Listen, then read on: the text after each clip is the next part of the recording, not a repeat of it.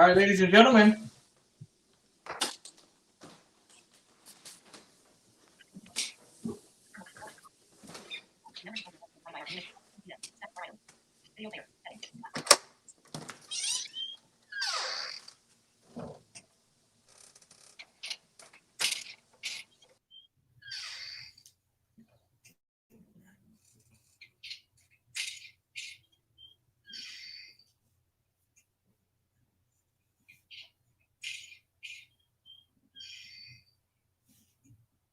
Ladies and gentlemen.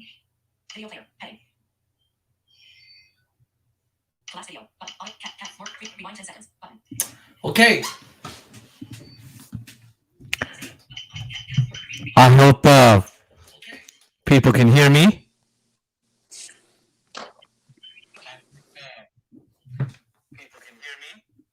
Well, let's lower that a little bit.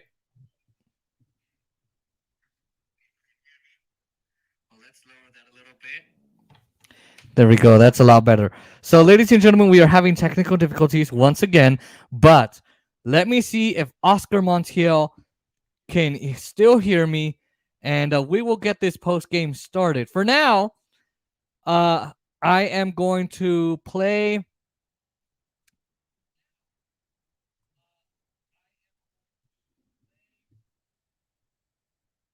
some videos for you while you wait for me and Oscar to get this resolved. I always have live stream problems, and it's crazy. So we're just gonna watch Oscar. Well, first off, a highlight video of Michael Parsons, then a review of Oscar Montiel, and then maybe my review. My review is a little bit longer than Oscar's, I think.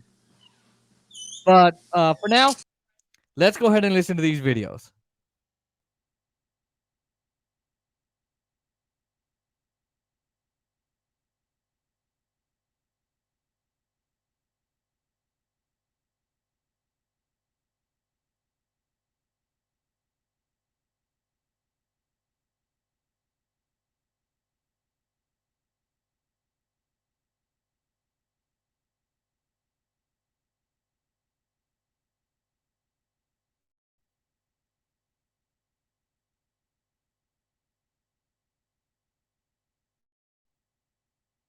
Sorry about this, ladies and gentlemen.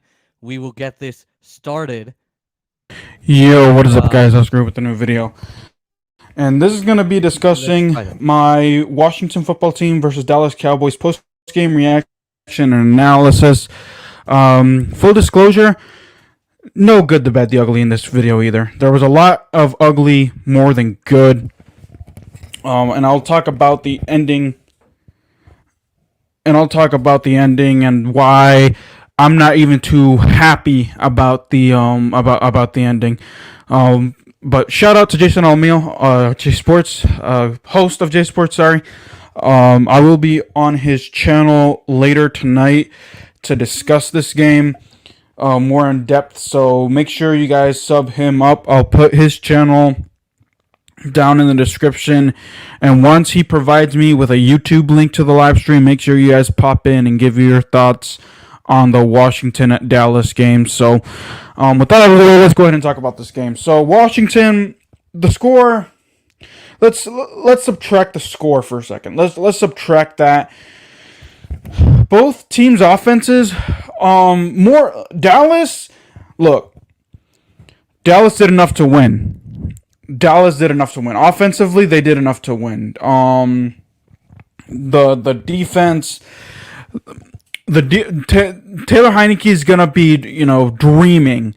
Kyle Allen's gonna be dreaming. Antonio Gibson's gonna be dreaming about this Dallas defense. The next couple of weeks until they go to Jerry World and in that game, these teams. These guys will be dreaming about that Dallas D. Terry McLaurin, once he gets, hopefully he's okay. He's gonna be dreaming about. I always get the Diggs brothers confused. Shoot. Oh man, not Stephon. Trayvon Diggs. There you go, Trayvon Diggs. Those guys. The offense of Washington are gonna be dreaming. And they're going to have nightmares about this Dallas D. So shout out to the Dallas D. for actually getting it done. They, Dallas got out to a early 3-0 lead, held Washington to a punt. Washington punted it away. Dallas scored got a touchdown, caught Ron Rivera, and the offense, there was a pass interference or a personal foul call that gave Dallas the option to go for 2, and they took it. And they converted it, so it made it 11-0. And then on the next drive, literally, they get a phone. No, I take that back. They punt it back. Dallas, Landon Collins gets an interception. Shout out to Landon Collins. He actually had a decent game today. Came up with a huge interception that Washington could have cashed in on. It was third down. It was third and long. And here's a situation. Washington on third down today was awful. They couldn't convert for all they were worth. They couldn't stop Dallas for all they were worth at all. So, so it's third and long. Next thing you know, they throw it. They get a interception themselves. Shout out to Randy Gregory with that interception. He returned it all the way, and then of course that led to a Dallas touchdown. I was 18-0 early. I was this close to shutting it off. Because it was 24-0 at the half. I don't even care of recapping the rest of the first half. It was 24-0 at the half. Looked dead in the water, but then Taylor Heineke, fought back, got a touchdown on a 2-point conversion. Cam Sims got, stepped up in the absence of Terry McLaurin, and made it 24-8. The Washington defense gets a stop, and I'm like, all right, bet, here we go. Washington can climb back somehow, some way. Nope. Antonio Gibson has to do Antonio Gibson things. When guys are hyping this guy up, that's when he cracks. He cracks under pressure. He fumbles the football, gives Dallas the ball back in good position. Again, Washington, shout out to Washington, the Washington defense, to, provide a stop, just allowing a field goal, 27-8. Washington looked dead in the water. Taylor Heineke was getting tossed like a rag doll. Micah Parsons had 2 sacks, a forced fumble, and a bunch of tackles. Randy Gregory, forced fumble, a sack, and an interception. Are you kidding me? DeMarcus Lawrence had a few key stops. I think he also had a sack as well. Basically, the whole front 7 of Dallas played their butts off. Trayvon Diggs shut down Terry McLaurin. So, it is what it is there. So, the fourth quarter, this is where, most of the Washington fans were getting hyped, and I know Jason O'Leal was also getting nervous. He was telling, he was accentuating the positive for Washington. I was like, bro, nothing's going to happen. I don't care anymore. Like, at that point, Real Madrid was playing, and I was more focused on watching them than watching Washington at that point. Like, I just didn't care. Like, I really didn't care. The score doesn't tell the whole story. Yes, it was a 7-point game, but Dallas, if their offense didn't screw over, 4 field goals for Dallas in this game. Was it 4? I think it was 4. Was it 3 or 4? It was like 3 or 4 or something like that. Something like that. And they should have gotten touchdowns, to be honest. But the defense actually stepped up. But then Kyle Allen comes in, throws one to, led a long drive in the fourth quarter, 27-14. I was like, oh, okay, whatever. I don't care. But Cole Holcomb, shout out to Cole Holcomb. He gets yet another interception on the Dallas team. I remember he got one in FedEx Field last year, so he got another one here, and it was a pick 6. Made it a 7-point game. And then Dallas got the ball back. Washington forced a punt. And then, of course, Kyle Allen gets, fumbles the football, gets swiped at, fumbles the football, and that's what kills the game off. So Washington 27-20. Like I said, take out the score. Because like I said, it shouldn't have been that close. On Washington's side, it shouldn't have been that close. The way that the offense only had I think it was 20 or 40 yards of offense heading into the third quarter. It was 46 yards of total offense, and then Taylor Heineke goes down with an injury. Terry McLaurin goes down with an injury. Tyler Larson goes down with an injury. Injuries galore. Antonio Gibson fumbles, so he gets benched most likely. I also don't want to hear the excuses. Oh well, most of our pass rushers are injured on the call. I don't care. The defense was not the problem today. Funny enough, they were getting burnt, but it's because Washington's offense kept on giving Dallas the short field. So wow, and here I thought I was gonna be in a good mood for some weird reason. Oh, I guess talking about this game actually did help. So I don't care if it was 27-20. The end of the day, the offense was trash. Taylor Heineke was trash.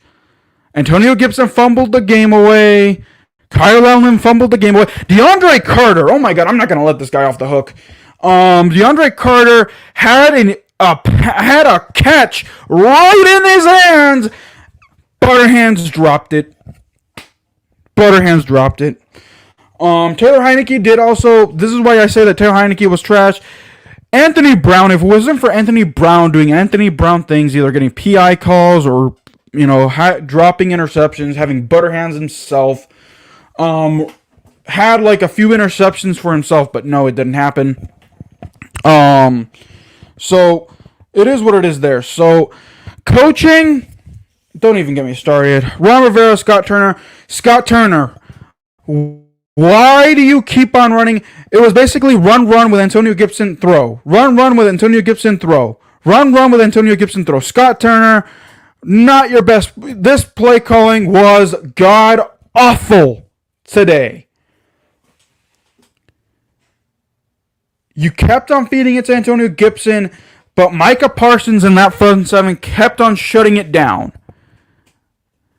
You used Curtis Samuel in gadget plays that didn't work out.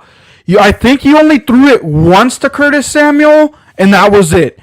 With Terry McLaurin injured, Curtis Samuel needs to be your guy that you feed now.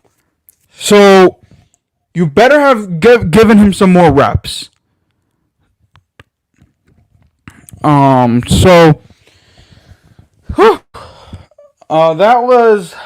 was a wild game. Again, the score doesn't tell the whole story. Washington made it close, but then, again, I just didn't care. Jason O'Meal was like, look, it's 7 points. He was texting me. I was like, I don't care. Dude, who cares? It's Washington and Dallas. It doesn't matter. I told him, it doesn't matter, bro. Dallas is going to win this game. So, all right. That'll do it for this video before I go on and on. I'll probably talk more about it. If I missed anything, make sure you write it in the comments. At this point, make sure you guys check out J Sports. Check me out on the live stream later tonight. Should be 7 p.m. Eastern time, 7:30 p.m. Eastern time, something like that. But I'll double check that once that is confirmed. So that'll do it here, guys. Hit that sub button if you're new to the channel.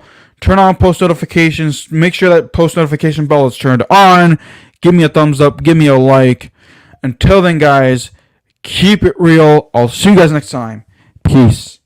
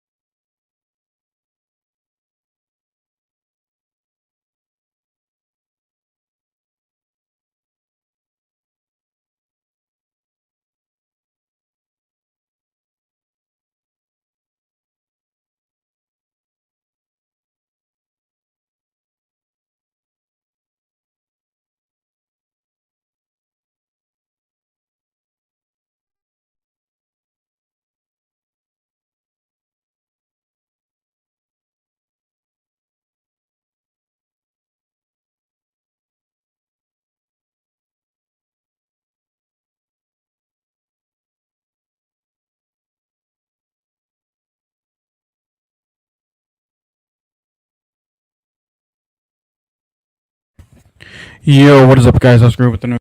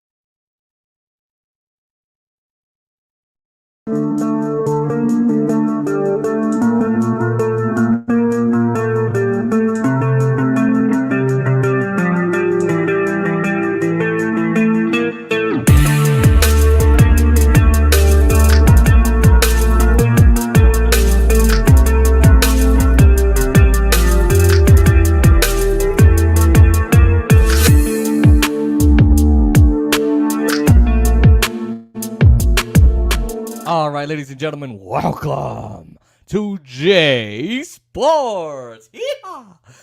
Ladies and gentlemen, please like and subscribe to the channel. Like, comment, share, and subscribe, and press that post notification button so you never miss another video.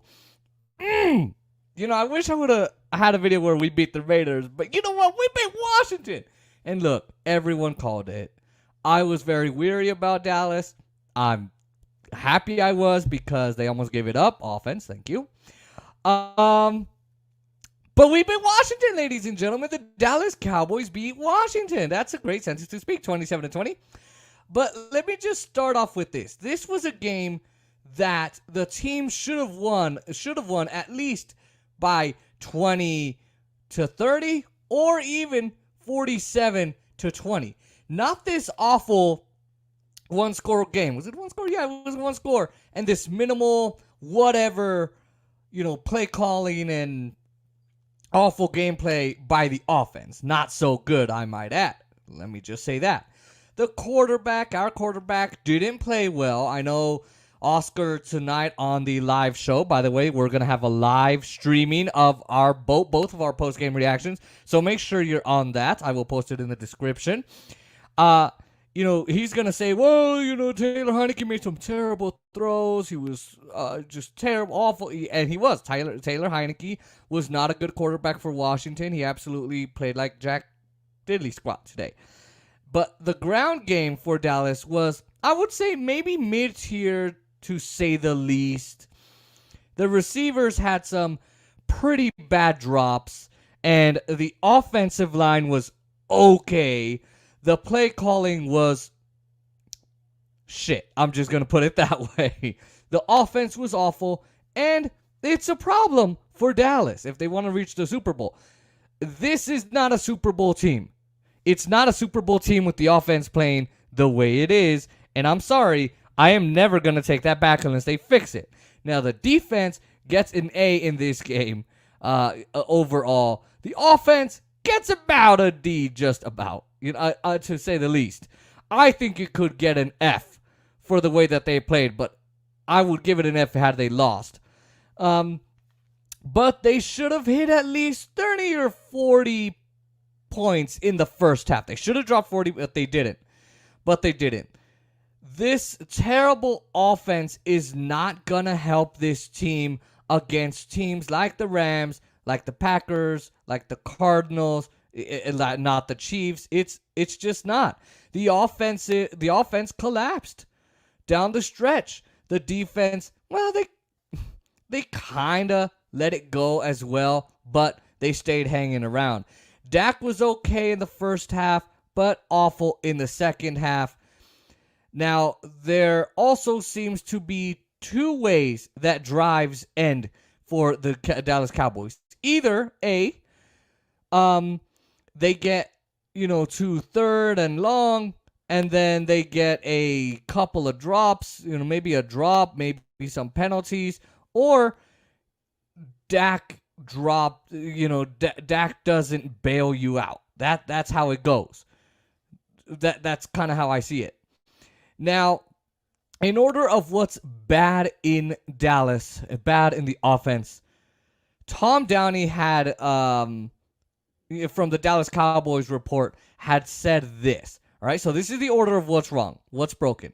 The play calling, the O-line, Dak's terrible decisions, wide receivers, and their hands, and that's the order. I completely agree. I don't know what else to say. It's just that bad. Now, the Cowboys defense played great. They allowed 1 or 2 drives. That's it. That's kind of how they won, but not the offense. In the first half, like I said, the Cowboys killed Washington. They absolutely were slaughtering them. They covered the spread, which was nice, but it seemed that Washington's defense was also controlling Dallas because, they should have dropped, like I said, at least 40. Now, that is my summary of the game, but let's get to my actual post-game reaction. Dallas wins 27-20. I predicted at least 30-25, so it sort of happened in that way. Oscar, I think, predicted 27-17 or something like that. I personally, I said 35-27 or 35-25, 30-25 because Dallas was going to do something to give it up, and they did. Now let's talk about the offense's performance because it was awful. The way they got this win, it's fine, but it doesn't make you feel better about the offense. If you watch this channel, you know why. The offense wasn't good at all today. They turned it over twice, had one horrible throw, one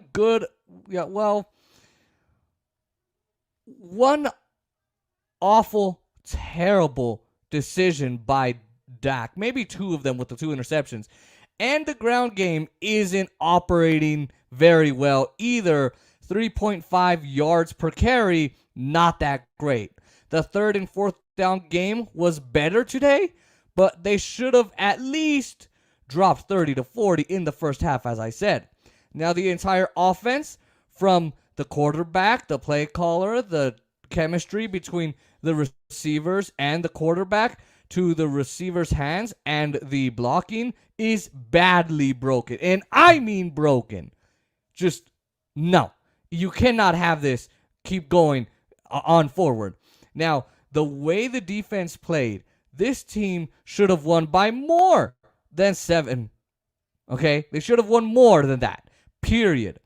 The Cowboys offense gave Washington a pick 6. The Cowboys defense got them an additional 7 on their own strip sack, fumble, recovery. Now, 4 takeaways. You had 4 takeaways by the defense today. Awesome job there. So, defense was on its game. I know my dad was like, well, the defense was terrible. How is the defense terrible? It wasn't. It was the offense. Now, to be honest, had it not been for the defense, as I say every week now on this channel, had it not been for them, the Washington team would have killed you, Cowboys. They would have feasted on you. They would have slaughtered you. The Cowboys offense got scared for most of the game. Now, the big injury note here is Tyron Smith, who left the game due to, an ankle injury. The same ankle he had injured earlier on in the season, early on in the year. Connor McGovern rode up on him on a play. Smith hobbled off to the sidelines. He was smiling in the post-game interview, but he didn't come back into the game. He was also limping a bit after the game. So I'm not sure if it's terrible to where he needs to be on a stretcher. I'm not sure if he just needs to rest for the week and then take Sunday off. I don't know, but it's not a good thing. This is a red flag for Dallas and might require some offensive line reshuffling. Tyan Seki. I don't know why I capitalized all of this. Tyan Seki came into the game for him at left tackle.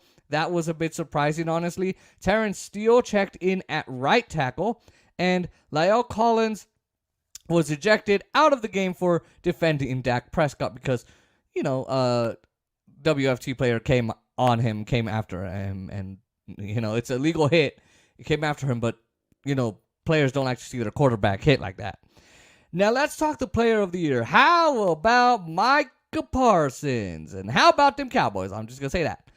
He is in the conversation for either the rookie of the year or the defensive player of the year. And if he keeps playing like this, he has to win it. He had 3 tackles, a strip sack that led to a touchdown for Dallas, and two more sacks for this one. Now, the defensive player of the year is based on the stats, big time. And Parsons, unfortunately, is not in the lead with sacks. But it makes it and it makes it more difficult for him to win this award. Now, Tom Downey, Law Nation, I think Michael Vick, I think others have said it could go to Myles Garrett. I'm not sure if Michael Vick said it, but I know other YouTube channels have another sack and a touchdown for him today. Now, let's talk Dak Prescott. So Dak Prescott, he's going into a couple of weeks where he's been bad. He's not been playing very well. He had some nice throws, nice plays, made some nice deep passes. A bit of a flash of who Dak Prescott really is and who he can be. But those 2 interceptions are some of the most awful and worst ever that Dak has thrown. What a terrible decision by him. There is no excuse here. You can say, Lamb or Schultz stopped their routes. But the ball went right to the defender. They overshot CeeDee Lamb. I don't know. I guess he didn't see Cole Holcomb, Lamb, or Holcomb, or Dak or Lamb. But and he allows Washington to stick around. Dak is a huge reason why the Cowboys can, have good games on the offense. But he needs to play better if he and the offense and the rest of the team wants to improve overall. This is his worst career performance against this team, against the Washington football team, in his history with the Cowboys. In his now 9 career games. It was 8, now it's 9. Those 2 interceptions led to Washington really coming alive, and that's why they got 20. They should have won by more. But thank you, Doc. Thank you, Dak. Thank you, offense. Was not a good idea to do that. Now, if you like this video, make sure you like, comment, share, and subscribe to the channel. We will be doing a live stream with Oscar Montiel. I will post his channel link. I will post our live stream link in the description so you can watch our live video tonight at 7 p.m. Eastern, 4 p.m. Pacific. So right in a couple hours, and you guys can watch Oscar and I react, and I'm sure he's going to have a lot to say about Washington because their performance wasn't good either. So make sure you like, comment, share, and subscribe, and I will see you all next time.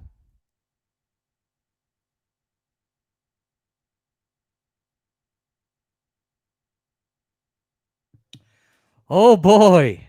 Oh, boy. So before Oscar's backstage, but before I bring him on, before I do it, ladies and gentlemen, boys and girls, so my mic was muted. And I was trying to promote Oscar. So Oscar, that just means you have to switch teams because my mic didn't like your team. It was like, nah, hell nah, buddy. We ain't doing that. So, ladies and gentlemen, the first review of the game was the better review. Mine is mediocre, as you could tell.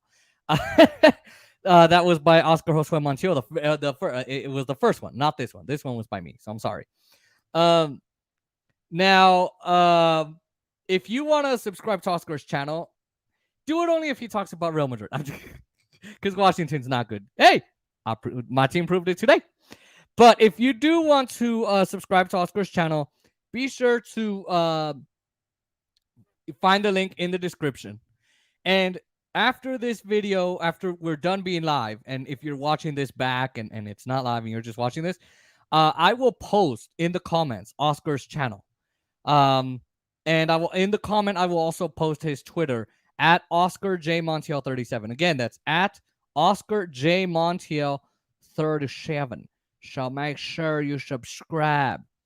Now, I'm gonna play a video of Micah Parsons' highlights of one of his sacks that led to a touchdown. So let's go ahead and watch that video, and we will see you all soon.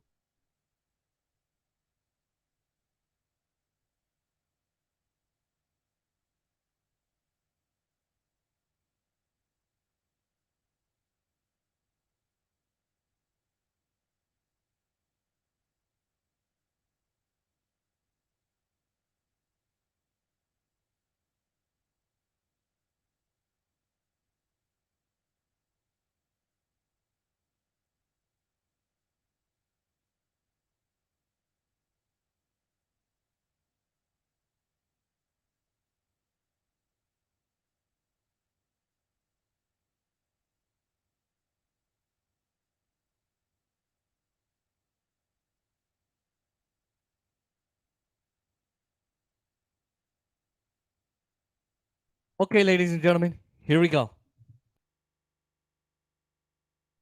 Empty backfield. Pressure. Heineke is jacked. Down he goes. The ball is loose. It's picked up by Dallas and Armstrong. He's got a convoy. He's going to walk in for the touchdown.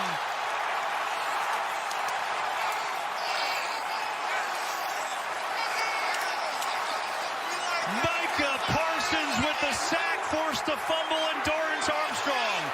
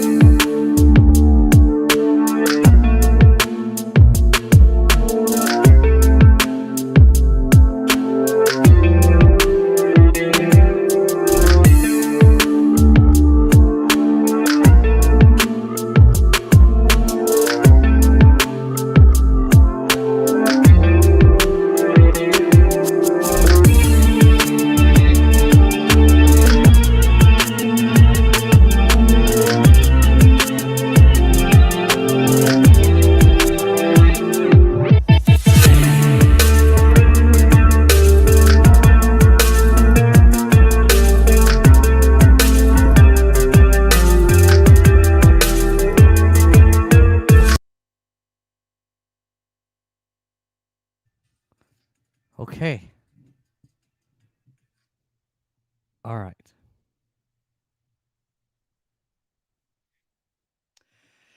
All right, ladies and gentlemen. That was just the audio file. I forgot that oh, hold on. All right. I forgot to do the video file. So I'm sorry. But welcome to Washington Week's conclusion, ladies and gentlemen. The Cowboys win!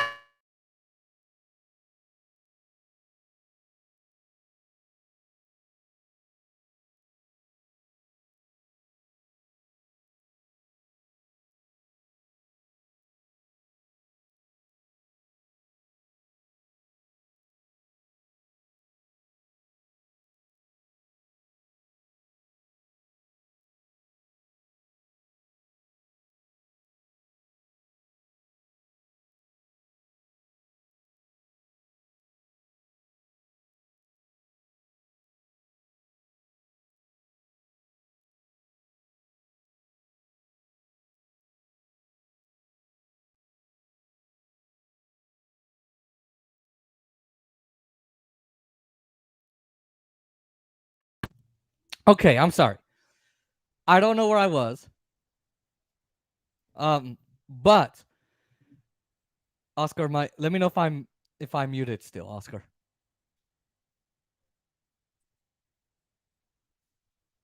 All right, actually no, I got it, Oscar. So, um, I don't know where I was, but let me just repeat myself. So Washington lost. That's the best sentence I've ever spoken today, and we are going to conclude our Washington week with a huge video. It's not. It's proven to be very long, but our post game shouldn't be that long. Oscar's just had Chinese food. Oscar's ready to go.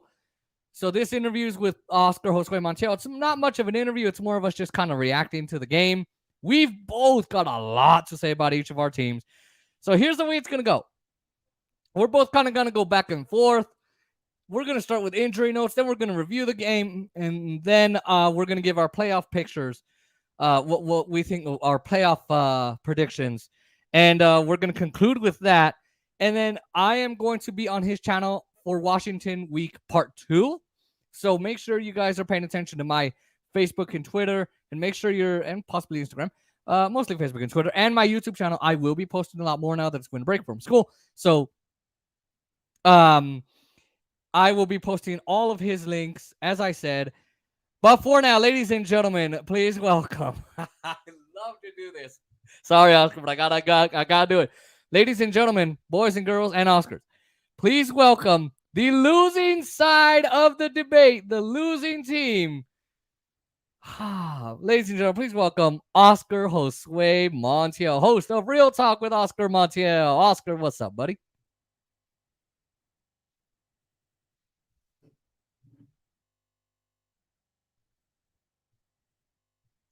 Oscar, Oscar.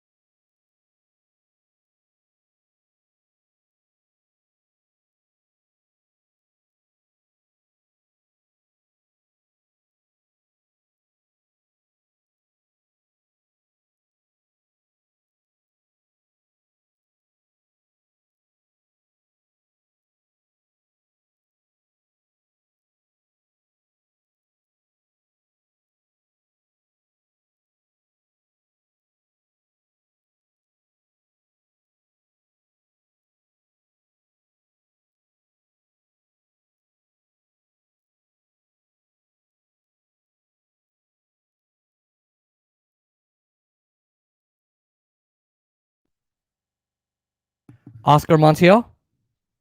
Oscar Montiel. See, ladies and gentlemen, when Washington loses, Oscar is very sad.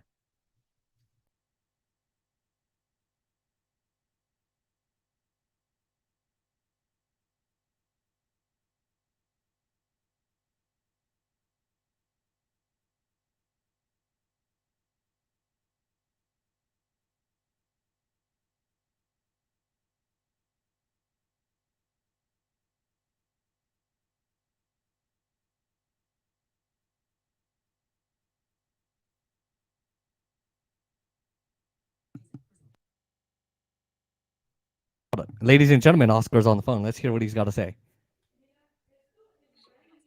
Video player. Heading. It says for some reason I'm backstage. Okay, well let me figure that out. And meanwhile, Go Because on the live, I can literally see him on the phone like this. okay, well we can see you, Oscar. But how can you hear me? Is your volume all the way down? No, Yes. Yes, it is. was it? Talk. Can you hear me? Okay, there we Yeah, go. it was down. Even though voiceover was talking, so I guess all right, we are good. All right. Yo.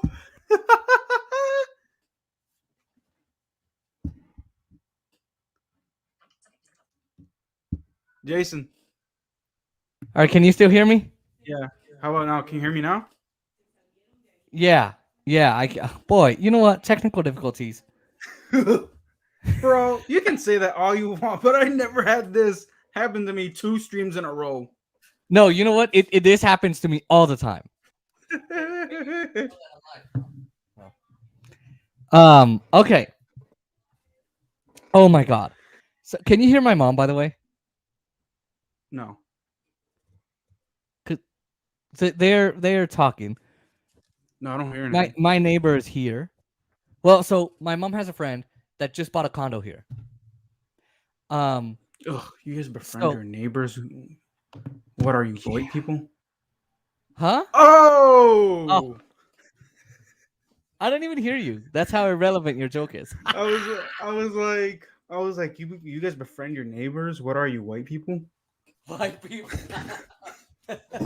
Well, this was before she became a neighbor. We're not really friends with our neighbors, like the ones that have been here. We're friends more with. So this person just bought a condo here. So, all right, ladies and gentlemen, I introduced Oscar. I said the losing side of the debate. Oscar Montiel here. Oscar, what's up, Oscar? What's up, man? And here's the thing: it's not gonna be much of a debate, bro. Dude, I told you, Dorrance Armstrong was gonna be a beast. I kept mentioning to you that you had said that on the preseason game. I don't know what game it was, but I remember you said it, and boy was he. You muted yourself again. What do you touch? You muted yourself again.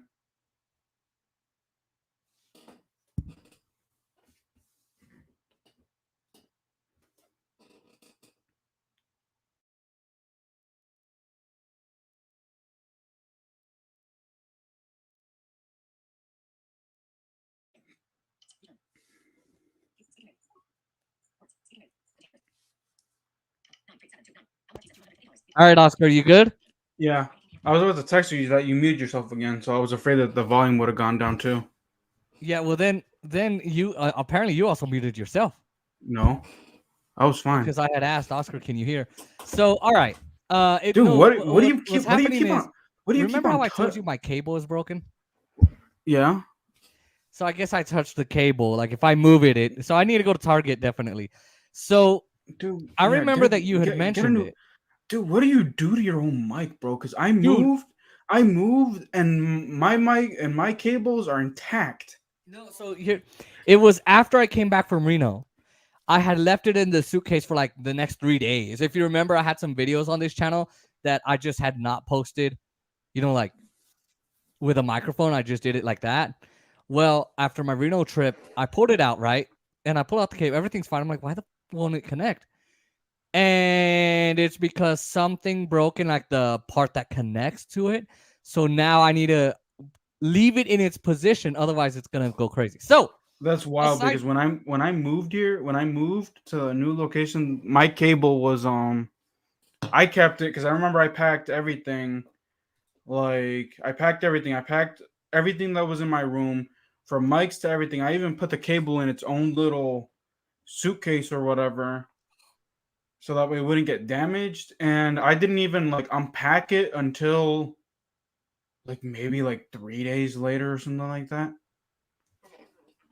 yeah, I think it has a case, like a little kind of tiny case thing.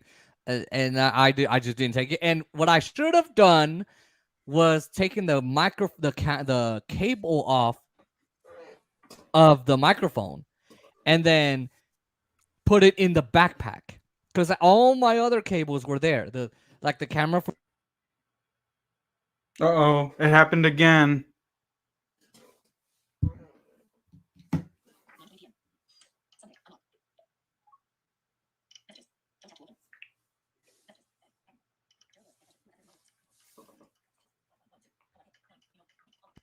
Okay, can you hear me? Yeah. God All right. So dang. when you tell me that my mic is muted, just wait a little bit and give me some time to unmute it again. Okay. Sound cool? Yeah, that's good. You know what it is? The cursor keeps jumping. You know what I need to do? I need to go with Ira, and I need to figure out. Let them share my screen, and I need to see if my cursor keeps jumping. Because I would hate to do this on Windows. So I just didn't pack it Even right. Next time I'll just put the cable in the. Although Or if I go, I've never tried StreamYard with Mac, but Windows it moves smoothly. Like I don't. All I need to do is make sure that I join the stream. I always make sure that the audio's muted, and then I make sure that my mic is unmuted. So you don't yeah, have to you don't have to worry about like touching nothing. Like no. I'm saying I could be sitting here, and I remember the last live stream. You told me, "Hey, you're being muted. You're muted." So I think the cursor is jumping to the mute, and yeah. So, ladies and gentlemen, I wanted to start off our conclusion of Washington week with this week. our. What was that For this week. for this week? Since Oscar lost, they almost won. They were that close. Correction. Washington lost. I did not lose a thing. I count you as part of Dude, Washington. I feel The fan good base right now. lost. You know Okay, what? the fan base lost. I feel good because you know what? After they lost, Real Madrid cheered me right up. Okay, well there you go. See, I'm happy Real Madrid won. My family loves them. So we also some of them love the Chivas, some of them love America. But yeah, I don't pay attention to the Mexican soccer, so I don't really care. oh yeah, because you're Oscar. I don't know what Oscars are different things. So They're golden. That's what they are. oh sure, yeah, okay. Doesn't your team don't prove it? All right, but the losing side of the debate is here, ladies and gentlemen. So I wanted to begin our Washington week conclusion with our injury notes section. So I know that Washington's got a lot of injuries. Oscar, I want you to go through all of them because but for now, I have to pull up Twitter to see what it's looking like. Give me 1 second. Yeah, you pull up Twitter, I'll talk. And if I get muted again, let me know. So, right now the big injury note right now is Tyron Smith. And Tyron Smith left with an injury, and he left with an injury on the ankle that he had injured before. Now I got a notification.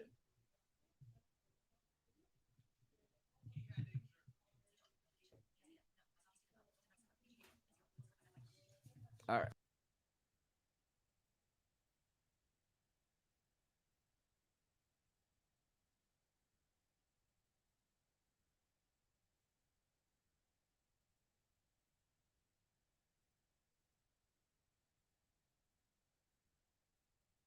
Okay, my sister brought me this cheesecake. All right, it's a Golden Knights I scored. So, Tyron Smith walked away with an injury on an ankle that he had injured before, the same ankle, and so he was smiling at the press conference, but after the game, he kind of was limping. So here's my thoughts on that. I think he's going to be okay. I think he might just rest it up. He might elevate it, ice it, miss a couple days of practice starting tomorrow and Tuesday. Maybe he'll be back Wednesday at the latest. That is from someone who doesn't have any sources, and I follow ESPN and YouTube and all of that. That is my kind of observation of the issue. Now, Zeke Elliott, I want to talk about Zeke Elliott. He didn't do too much in the game, but he has that injured knee, And again, my problem with the Dallas Cowboys, like I said last time, Steven and Jerry and Steven Jones, uh, uh, you know, the junior, they keep saying, yeah, he's fine, he's fine, he's fine. And look, there's a reason why they used Corey Clement, even though his yards weren't that great, yards per carry weren't that much. They used him more after the first half because Zeke is just not doing well. So I just don't know why 2 weeks ago they didn't rest Zeke. Tony Pollard was out, and with Corey Clement and Zeke, and even without Zeke, the Cowboys were fine. Would I prefer Zeke be in? Absolutely, yes. But he kept coming in and out of the game. Lyle Collins was ejected for defending Dak, and then I think there were a couple other injuries. Oh yeah, Terrence Steele came in at right tackle. When Tyron Smith went out, I thought, oh, they're going to bring in Terrence Steele. No, they didn't bring in Terrence Steele. Surprisingly, they brought in Tyan Secchi. Tyan Secchi did okay, did all right. So that's my injury report. Thank God that it's not huge. Washington, on the other hand, after this game, had a bunch. Oscar, I need to go get another soda. By the way, can you hear my mom at all? No. You But literally once- can't hear? No. I don't hear anything. Like, Wow. legit, like nothing. Damn, that's awesome. Okay. So I guess In I'm gonna fact, tell you to shut up. I don't even hear your fridge. Oh, the fridge is not on right now. Well, it's on, but not making the noise. Give it like another 10, 20 minutes and it'll be on. But Oscar, your list for Washington is a lot longer. All right. So go ahead. While I go get my soda and handle things, go Yeah, no ahead and problem. Yeah. give us your list. And don't sugarcoat it. I want all the injuries. And tell me how each one would affect the team and all of how you're feeling and all of that. Yeah, no problem. So, first and foremost, Taylor Heineke. I didn't see. I know that he was in and out of the game because he kept on banging his head and his back. In fact, somewhere during the game, and this is where I got it from. I got this from Ed Oliver's post game reaction. Is that somehow on the field there were scissors? So I guess Taylor Heineke found scissors once he got hit on his back. I don't know. I want to say maybe concussion. I could be wrong. I have to double check it. I just didn't pay attention to that play there that he initially got hurt and just sat out. Terry McLaurin, he's in concussion protocol. He got a concussion. Tyler Larson suffered yet. I want to say another leg injury. It is what it is. Our offensive line has always shifted, so Tyler Larson just is most likely done for the year, I want to say. Daniel Wise, I think, was the next guy that I saw that got hurt. I don't know what the extent of his injuries were. Terry McLaurin, obviously, scary Terry, even though Trayvon Diggs had him pretty locked up today, is basically Washington's key weapon.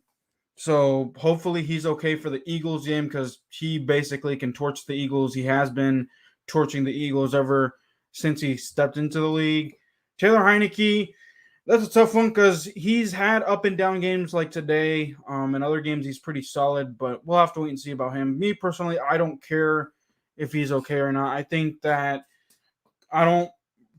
at this point, Washington should just go for Kyle Allen or find, a legitimate backup QB at this point.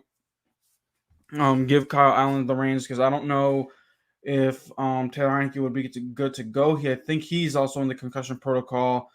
Aside from those are the basic main guys that I know of.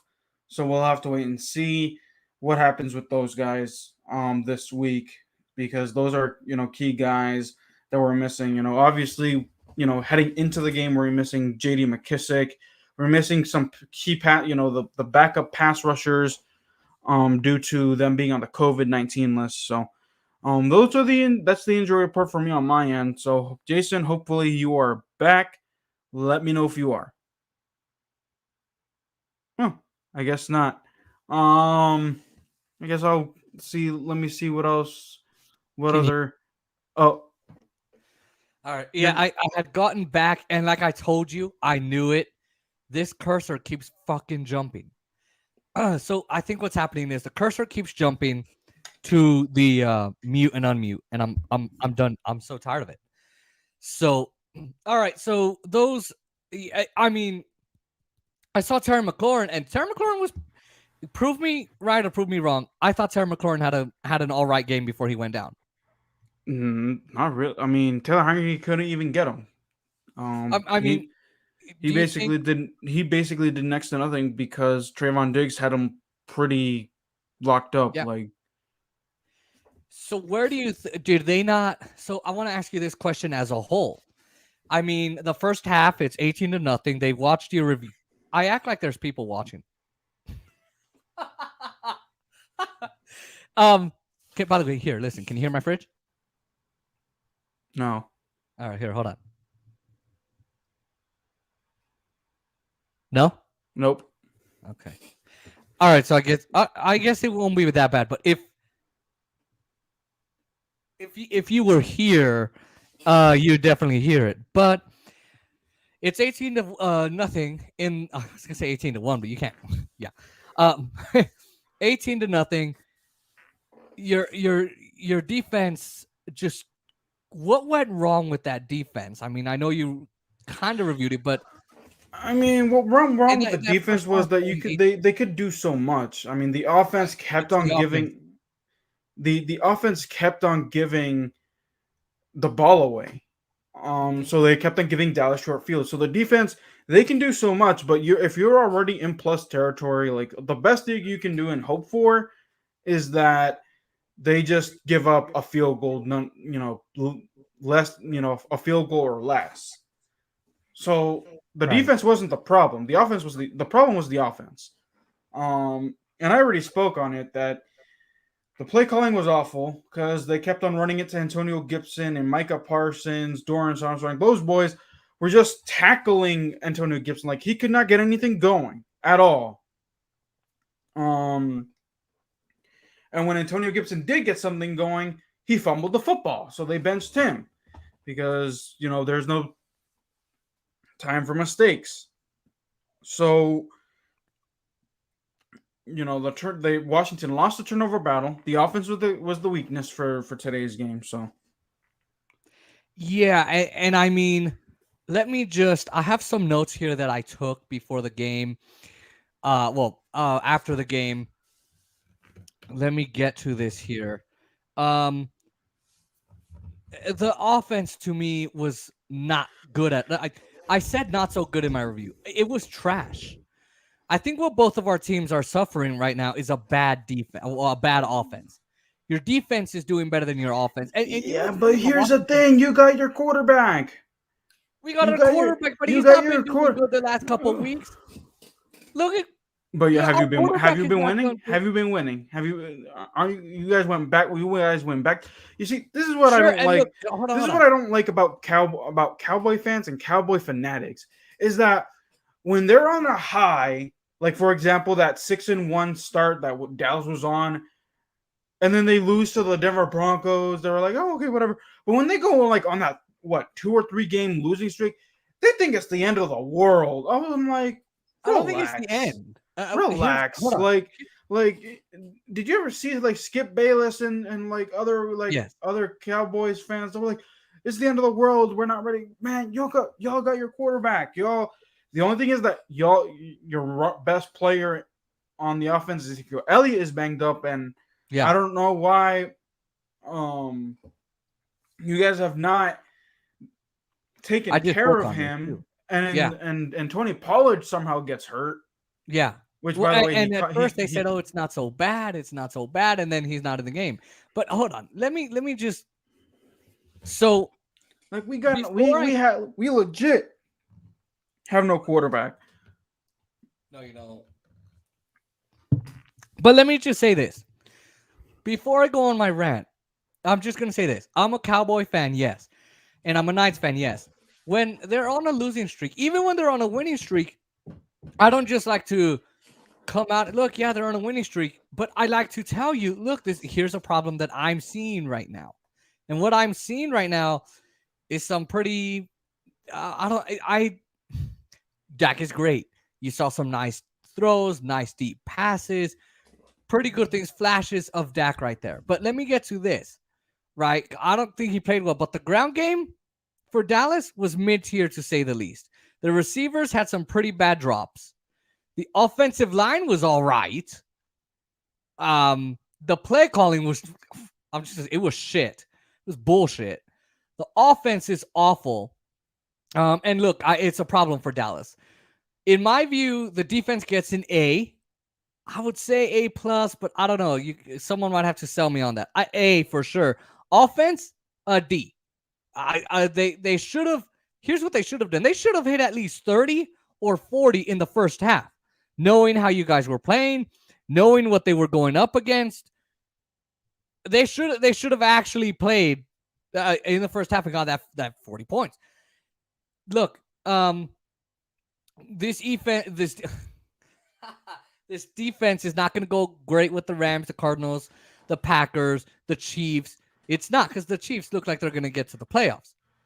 Yeah, that defense really isn't. That defense, I mean, seriously, Dallas needs to fix their fucking defense. I'm serious. If they don't fix their defense, oh god, they're out. The defense collapsed down the stretch, right? See what I did there? But no, but you know, here's they here's the collapsed thing. down the stretch, and they kind of let it go.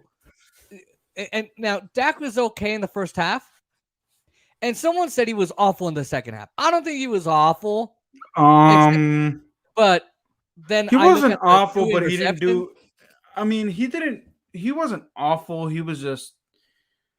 I don't know what at that point of the See Cole game. Holcomb, because they at overshoot that CD point, Lamb. at that point though, bro, like I know that like Corey Clement was like running the ball, like he was like he wasn't getting yards, but at that point, y'all were up by oh man, let me see 13.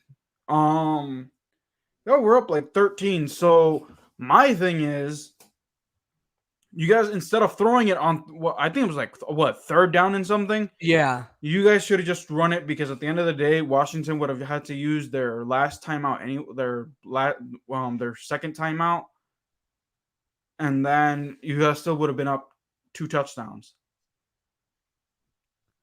yeah, and here's the thing: the third down, fourth down gameplay was better today than it has been. So I kind of agree with that, but I would say the entire offense, from the quarterback to the play caller to the chemistry between the receivers and the quarterback to the receivers' butter hands and the blocking, it's broken. When did you guys have butter hands? Come on, bro. It seems like it. You guys don't drop. You guys didn't drop nothing. Yeah, we did. They literally dropped. I heard the commentators, and then the guy on YouTube was like, "Why do they keep dropping?" They dropped a couple of passes. I did not see no drop on Dallas's offensive side. I saw it on the defensive side. There were drops by his receivers. There were, and I didn't write that down because I can visualize it in my head. Okay, but there were drops, and I'm not the one saying it. Everybody who can see is saying it. Now, Dallas gave Washington a pick 6. The Cowboys got them in addition. The defense got them an additional 7 on their own strip, sack, fumble, and recovery. They had 4 takeaways on the defense side, which cool. I look. I think had it not been for the defense, Washington would have feasted on the Cowboys. They would have slaughtered the Cowboys. They would have feasted on the Cowboys. I think the majority of the game, the offense got scared. Well, here's the They thing. got scared. Here's the thing. Like, hopefully, Week 16, prime time, players on both sides will be healthy and good to go. Because let's see how the teams do when because Dallas, y'all got all your defensive weapons healthy. No one was missing on the defense. Y'all were missing Tony Pollard. on offense, and I think that was pretty much it. And then Ezekiel Elliott obviously has his knee injury, but with Tony Pollard there, there I should think be with Tony like Pollard, it would have been yeah, woohoo. yeah, probably. So let's see what happens in 2 weeks. We'll have to see. Now let's talk. I do want to talk Micah freaking Parsons. Dude, I'm gonna So be honest. I'm gonna be honest with you. Looking Mhm. back at it now, I'd be like, so you know how Dallas had the 10th overall pick and they made that trade back with the Eagles. They traded they literally like swapped picks. Yeah, yeah, My thing is Micah Parsons was still on the board at 11 and the Giants passed up on him. yeah. You know what's and this is what I told MD. This has to at the end of the year, at the end of the season, football's over, right? Right. And let's say Dallas doesn't make it to Super Bowl. Knock on wood, hopefully we do. We're not, but not with our offense. If Dallas doesn't make it to the Super Bowl, the one thing everyone's going to talk about is look at that trade. The Philadelphia Eagles effed up. Micah Parsons. They Listen to they this. effed up because they really, even though they probably didn't need him, he's still a game changer. Because let's be honest, the Dallas Cowboys did not need a guy like Micah Parsons. Their linebackers were solid. They had Jalen Smith. They have Leighton Vander Esch. They didn't, all honesty, need Micah Parsons. LVE is doing okay. LVE ain't LVE from before. But still, Yeah, I see your point. I see it. but like the Eagles, whatever. But the Giants passing up on him just because he got like some attitude problem, like what the heck? Yeah, that's what I was saying. I said, and look, you do want as a team, you want people that can have a good image. You don't want some guy who's going out and partying, Henry Ruggs, and crashing cars, killing people, or doing drugs, or doing this that. Everyone in the NFL does that, but you don't want some guy causing bad headlines, negative headlines on your team. At the same time, I was happy that Jerry World looked at the stats and went, Nah. okay, well, we gotta get him because he was suspended, and I think it was Penn State or something like that. He's now a pro player, and in this game, he had 3 tackles, a strip sack, which led to a touchdown for Dallas, and 2 more sacks for this one. Okay, this you cannot come and tell me that, oh well, because he got suspended. No, I don't want to hear any of that shit. He's playing incredibly well now. The conversation for Defensive Player of the Year, I It's looked something him. up. It's him and or Myles Garrett. yeah. But here's the problem. It's heavily stats led, right? It's big time stats decided. Unfortunately, I think Parsons has got 12 sacks, but which is awesome, right? It's awesome. But Myles Garrett has more.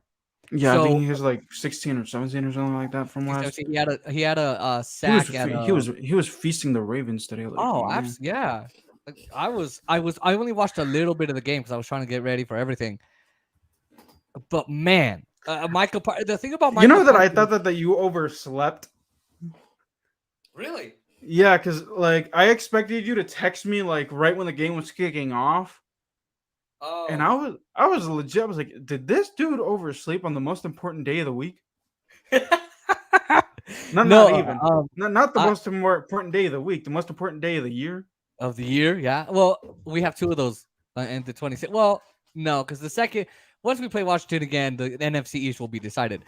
Yeah, but Yeah, no. Washington would still basically you guys the NFC East will be decided, but you guys are trying to like get the best like playoff The best positioning. buy. We want the best buy. We wanted the number 1 seed, but we'll talk about that. But yeah, I didn't oversleep. So I was trying to get the game, and Hulu. I always say Hulu Sports. Yahoo Sports didn't have a hit as much as I could look. So I had to try. What are you ESPN+. talking? What are you talking about? I watched it on. That's the I watched it on sports.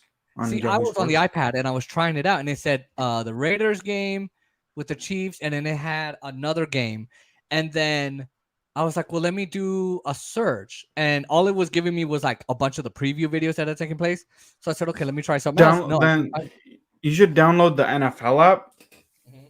because the NFL app should have all the games. I was gonna say what happened. Yeah, I need to do that because that's what I was. But luckily, I had the live streaming of the Dallas Cowboys report where he was commentating the game. So thank God I had that. So finally, I Or got set around or 10:30. just do it the old-fashioned way. Listen to the radio. Yeah, I could no. you're Well, like, you, you're well, like, you know, you're like, here's yeah, I could, and then you're like, no. no, no.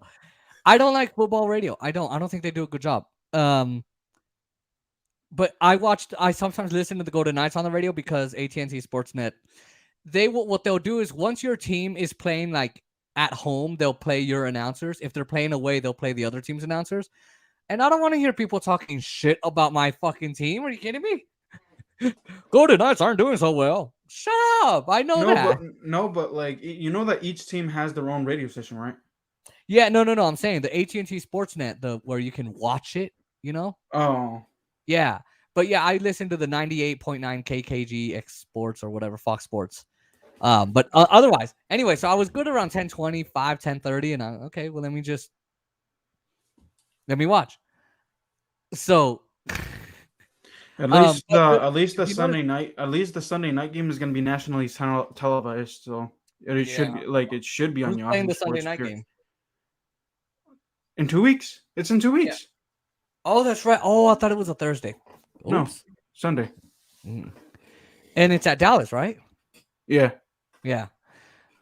Dallas. Oh, please win. Sometimes they lose a lot during Christmas, like the Christmas weekend. But Michael Parsons, to end our talk there, he was everywhere. Everywhere on even the commentators were like, "Holy mother of God, he was." Dude, everywhere.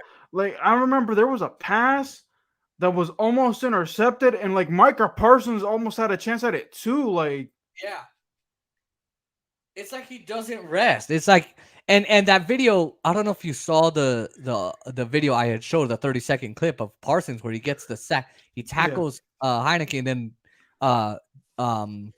Armstrong gets the strip sack, gets the the strip fumble, sack. So the fumble. oh, is it fumble? Yeah, the fumble. So I'm like, and here's the thing. If Michael Parsons doesn't get the Defensive Player of the Year, Jerry Jones says, "Oh, then it shouldn't exist." Well, look, man, I agree, but you need the stats to back it up. I mean, at the end of the day, who cares about like, dude?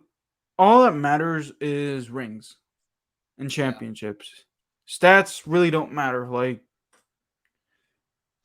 Like Aaron Rodgers can throw like the best pass in the NFL, and he only has one ring, just one.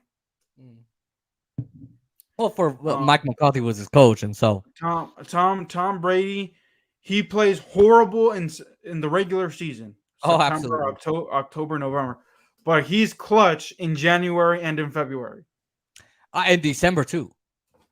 Yeah, that too.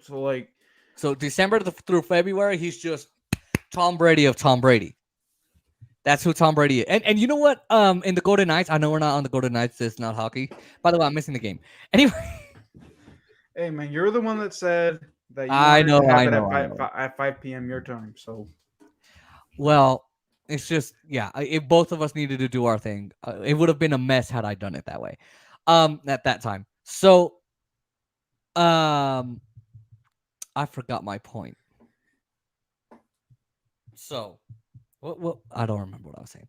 Something about the Golden Knights. With the Golden Knights. That's right.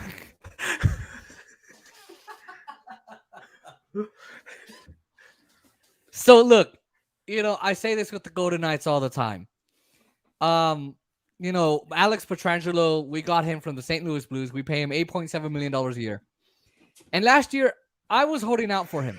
Look, he had played 700 games or 750 games with his with the Blues, and he was the captain in 2019.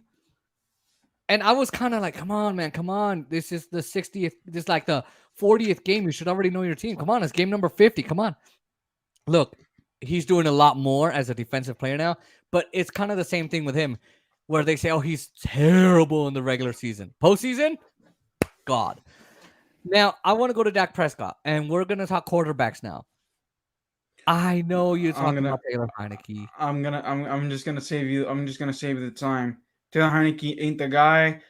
I don't care what you say. Dak Prescott was the better quarterback today. Let's move on to Dak Prescott. Come on, tell me more. Tell me. Dude, there's not really much to tell. Like, he was inaccurate. He was like what, 11 of 22 for like 100 and something yards. Yeah. 1 touchdown, 1 interception. And that touchdown that he did throw, was it him that threw that pass to like I don't even think it was him. that was like with Cam Sims? Was it him? Yeah, Again, I wasn't paying attention because at the same time I was I paying think it attention. was Cam Sims. No. But was it him that threw the pass? Because I remember I don't think so. I don't 'Cause- remember. I okay, don't remember yeah. seeing him throw the pass. Okay, because He might have. He might. If 'Cause, anyone is watching, let us know in the comments. I think I think I texted you that I was like, yeah, like at the same time Real Madrid scored a goal, which was like, I was like, Yeah. At that very same time. Yeah. so I was Here's- paying more attention to the soccer game than to the American football game. Because there's a debate that Europeans think that soccer is the legit football, and then there's like people that think that American football is the legit football. Yeah. Although I think it's art because football. Although American football is technically basically European rugby with no pads. Quite literally. And I've heard rugby is a lot Tougher. tougher. Yeah. Yeah. They don't F around. Here's my thing on look, he had some nice throws. He had some nice passes. I think it's Dak's problem that the chemistry is bad with his receivers. Well, here's the don't thing. know if You gotta. Oh, sorry. Go ahead. I thought that you were asking me a question. No. Go ahead. I don't know how to fix that issue with his receivers and him having bad chemistry. All I can say is it's not helping him and it's not helping the team at all. Go ahead. You gotta remember though, bro. Like I think this was what their second game to like only because I remember they played the first game against the Buccaneers, and then Michael Gallup went down, and then when Michael Gallup got healthy, Amari Cooper got COVID or was on the COVID-19 list. So I think this is like the first game since week 1 that the band has been like legitly like back together. So they're still trying to find that chemistry. Okay, but and you're right because Gallup actually there you go. Gallup had a couple of drops today. I was looking something up. Gallup had a couple of drops. I texted somebody while you were talking, and while I was talking, and then while you were answering, and they answered, and Gallup had a couple of drops there. You could say that, but here's the thing: even before Gallup came back a couple weeks ago, the chemistry hasn't been it. I'm sorry, but it hasn't. Those 2 interceptions that Dak threw are some of the worst that he's ever thrown against your team, and just in general. You could say, "Oh, it's Lamb and Schultz stopped their routes or whatever." The ball went right to the defender. They overshot CD Lamb, and then I guess he didn't see Cole Holcomb, and Cole Holcomb had himself a game, and then he allows Washington to kind of stick around. Now, I say that saying, look, Dak is still a huge reason why the Cowboys can have good games on the offense. He is. I mean, do you He trust needs to play Cooper? better. He needs to do better and fix himself. Do you For trust? the team. Do you trust Cooper Rush in leading this team for the rest of the season? Then stop complaining. Look, this is his worst performance against you guys in 9 career games. By the way, it's number 9. I'm just saying. Ugh, yeah, I know he's 8-1 now. Blah.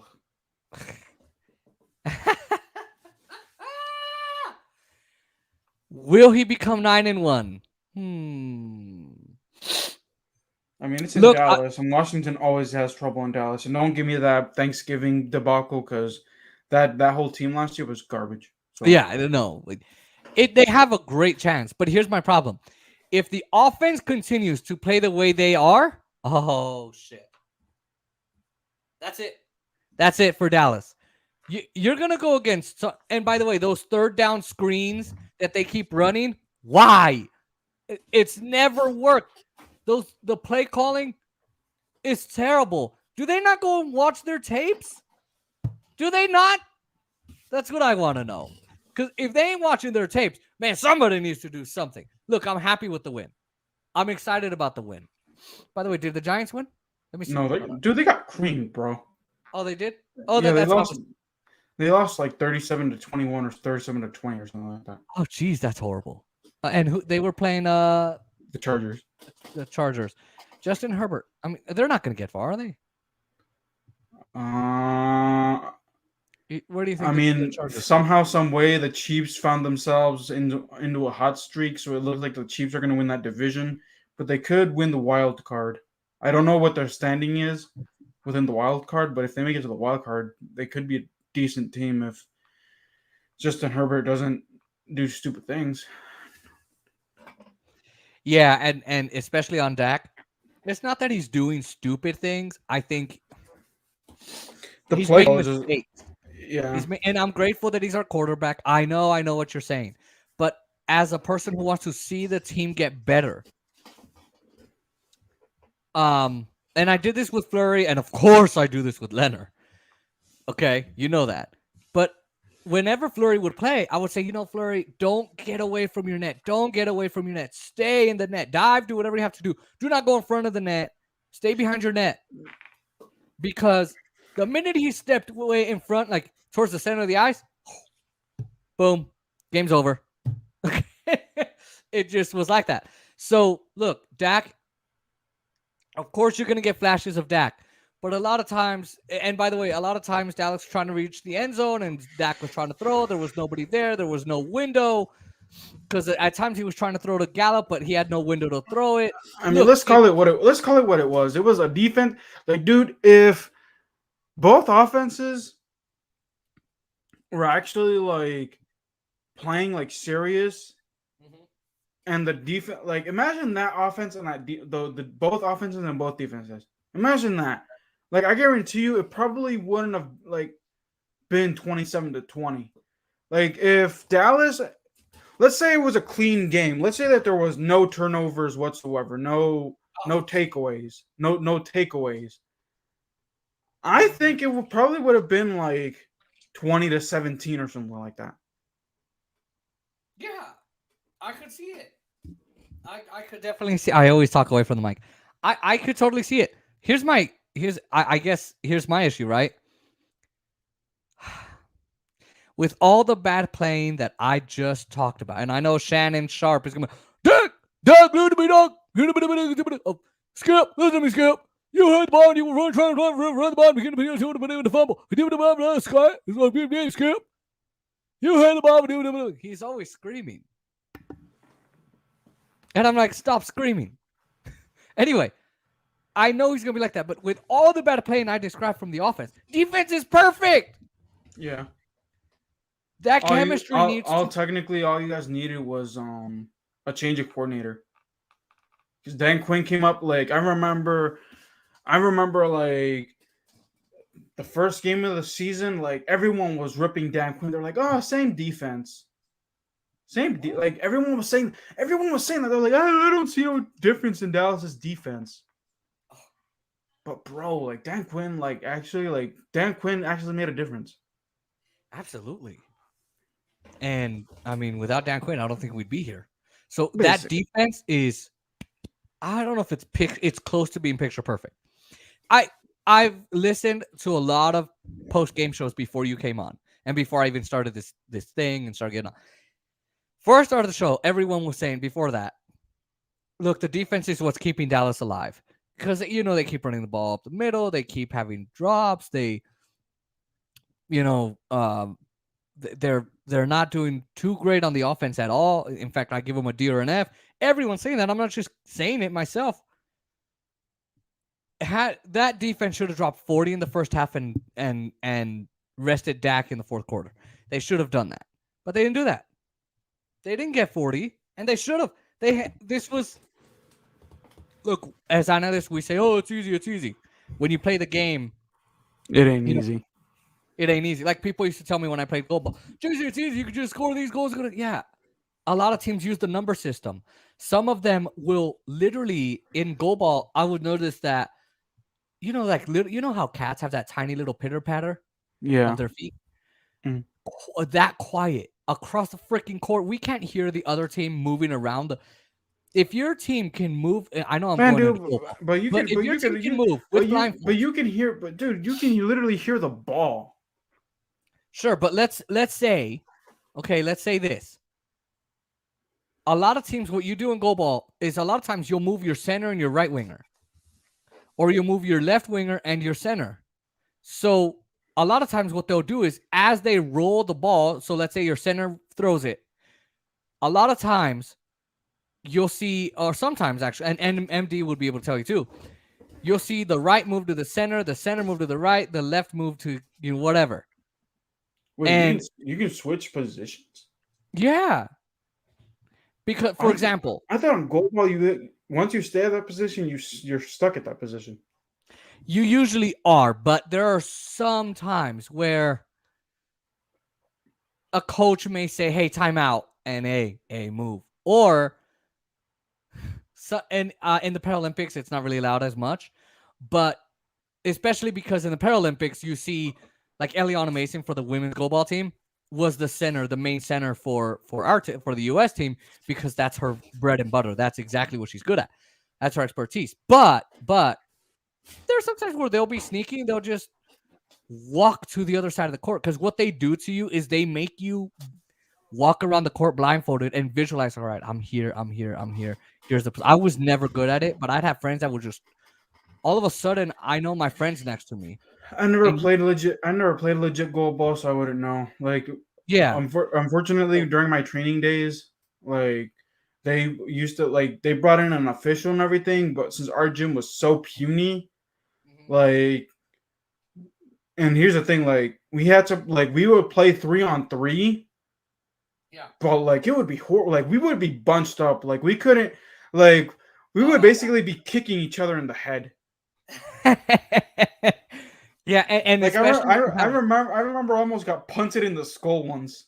Oh my God. Yeah, and That's it's how like that's especially how when you have tall people. that's how small our gym was. So the ball really didn't go very far. Oh, but I don't know about the professional level. So if any professional goalball players watching, I doubt it. I don't see it often. You're in so professional negative. You're like if any I'm a professional truth ball teller. I'm players, not gonna be like, you're like I know they're watching. Then everyone's gonna say, You're too over your head, Jason. Listen, I'm a truth teller. But either way, let me make one point. I don't see it much in professional goalball. So if anyone can tell me, I don't see it much in the professional sports, but I've seen it before. But either way, like I said, it's not easy, but they need to fix that chemistry. They need to fix the off. Something needs to happen because that defense, especially if you have your front four like Randy, Gregory, Micah, Parsons. I mean, at least for your final 4 games, you don't have you guys can technically No. The final four in front: Parsons or Osa, Gregory, Gallimore, and I'm missing one more. Where? In the DeMarcus where? oh, DeMarcus Lawrence. Marcus Sorry, Lawrence. DeMarcus Lawrence. Yeah, I was thinking I was thinking of the other DeMarcus. yeah. So Lawrence, Parsons, Gregory, Gallimore, and maybe Osa Odigizua. You have those four. Woo-wee, it's magic. Anthony Brown, you had a good game last time. But as you said in your review, and thank God you pointed it out, I kind of sort of pointed it out. Actually, you know what? There's something else I wanted to share. Hold on a second. I wrote down something about Anthony Brown. And you know what it is? Oh, here. Hold on. So anyway, before I get to my rant about the offense, because I found something else on ESPN. And I'm looking at the stats going, what the hell? So on that, like, it's Anthony Brown had some drops and he could have had a really good game, but he does what Anthony Brown does. And as you said in your review, not such a great game. Look, I know I'm raving ranting against my offense. They were all right in the beginning. The receivers and Dak need to get closer together. They were in the beginning. They aren't opening as much as they once were. Um, and then there's the offense had the second best, or the what was it? The hold on. I'm reading the ESPN stat. You see, this is why I don't really care for looking up stats. Like, Oh, here it is. Okay.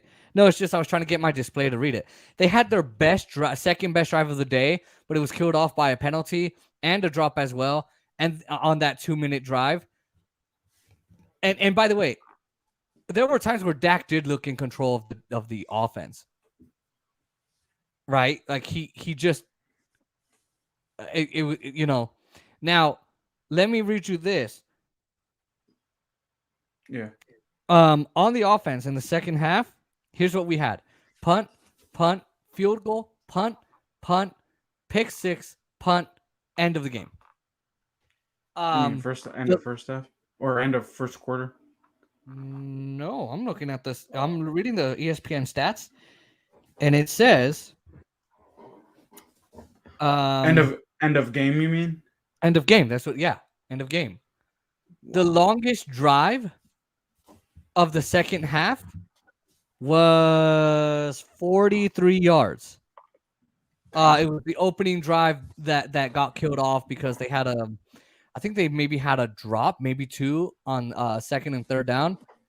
What else can I find here? I'm looking at these stats here because I just don't want to miss anything because every time I watch the media they mention things that I just didn't see, and I'm just like, Well, hurry up, Corey man, Bennett because went 13 for 44.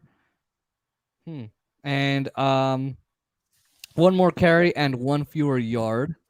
Amari Cooper, he had 5 catches, 50. No, wait, hold on.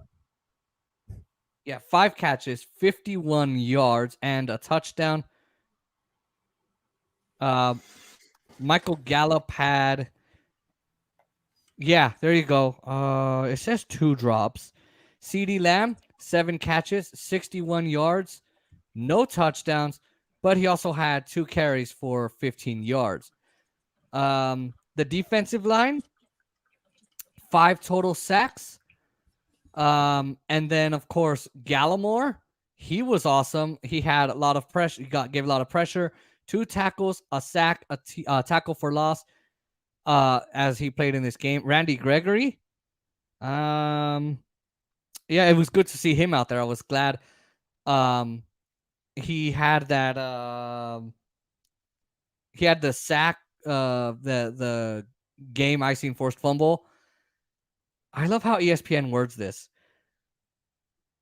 And then there was. Oh, there's this guy who said Dallas defense seems to be a top 10 defense, maybe if not a top 5. Tim Tebow. Here. So, apparently, Anthony Brown had 2 dropped interceptions. Jordan Lewis almost had 1, and then I read you the 8. yeah, but he recovered the fumble. I think he forced the I think it was like the Antonio Gibson fumble. Mm-hmm. I think he was the one that forced it and recovered it. I think so. I wish I would have written these things down. Now, the Cowboys had 8 pass breakups and 5 sacks on Washington's 34 pass breakups. I didn't get that. Huh. Yeah, Dorrance Armstrong had the fumble recovery touchdown. DeMarcus Lawrence had 2 tackles, a sack, and 2 tackles for loss. And then, yeah, okay, so that's the end of that stat sheet. I'm sorry, I had to read that because I'm like, they might have more. So those are some pretty interesting facts, aren't they? Yeah. Even though I tuned out. Any stats you want to pull up? No. So let me ask you, the Mike McCarthy and the whole of course here's my let me go here. I honestly thought he was spreading some bad karma, some bad juju with his we're definitely going to win. We have this on the and it's fine. And he said, well, the prep we're doing, well, apparently you didn't prep your freaking offense because boy was it trash. I felt it was like, oh no, he's gonna cost us the game. And then Dak came out like, oh, don't worry, we're fine. What did you think of that? I mean, I know what you said on your review. And on your preview, you said, hey, it was premature, but like it is what it is. Like I guess it was enough of a motivator. Hey, at least there was a motivation because last year apparently what Shannon Sharp said kind of got to me, which was whenever you're playing a division rival, you should be going, it's Washington week, or it's Giants week, or it's Ravens week, or it's whatever. And I remember that last year they just didn't do that. Yeah, because the Cowboys sucked, and basically the whole entire NFC East sucked. Yeah, I mean it got better. So what? Did he just did Ron Rivera just not motivate? What happened there? He did. I forgot what he said though. I mean, they didn't show his words, but they showed him like throwing the rock. Should he have used a boulder? You know, I mean, like he does that. He does that every single time they win. He doesn't do that like for their pregame speech. Uh-huh. All I remember from telling his players is, you know what was said. Let's try to prove him wrong. So let me ask this then. What else can he say to your guys? Because I'll tell you what, people were saying, Washington's got no chance. And as I told you the last game, I thought, oh, don't do that. Because the last time that happened, we lost. And that was the Raiders. So, but you're, what is... We'll have to wait and see. I have to wait and see what he has to say because it's Eagles week coming up for Washington. Yep. Ugh. Oh boy! Look, you guys gotta win. I know. At this point, we gotta beat the Eagles because if we lose to the Eagles, we're out of the playoffs. Like I said, I don't care if they make it to the playoffs. Yeah. If they lose to the Eagles, then obviously yeah. But if they win to the Eagles, I'm like, well, okay. Look, you guys are alive for at least one more week.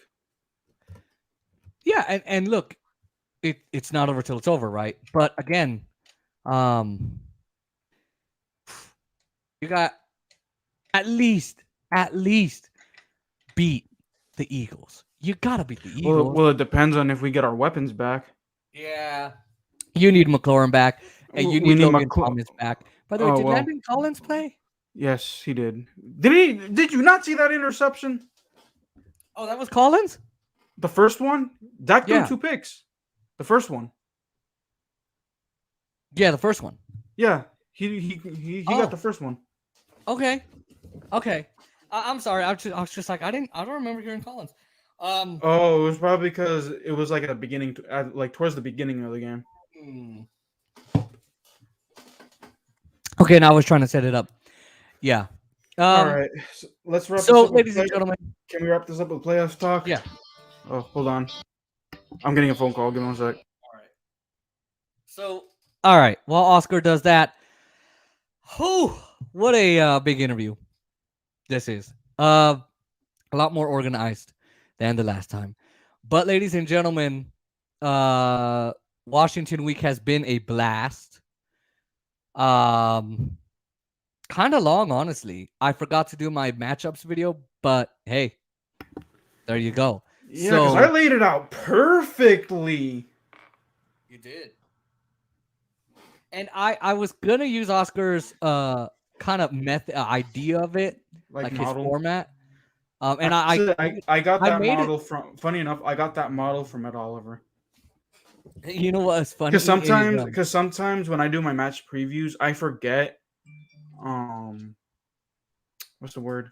I forget the key match to insert the key matchups in my previews. Yeah. Yeah, I have never done it. I've done it a couple times, but not much. And so I was going to use yours, and you know what? I filmed the video, and I gave you credit in the video.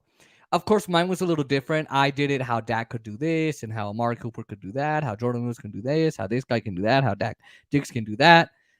But so I didn't do that. But ladies and gentlemen, we need to get to playoff talk. So, if has the division been clinched with the Giants' loss, or is there one more game that needs to happen? I mean, if Dallas loses 4 straight, and Washington and/or Philly wins 4 straight, which I don't see that happening. Then I think that Dallas should be straight to win this division. Right, but they were saying that the division could be clinched tonight or tomorrow. I haven't seen anything. Let me get my Siri here.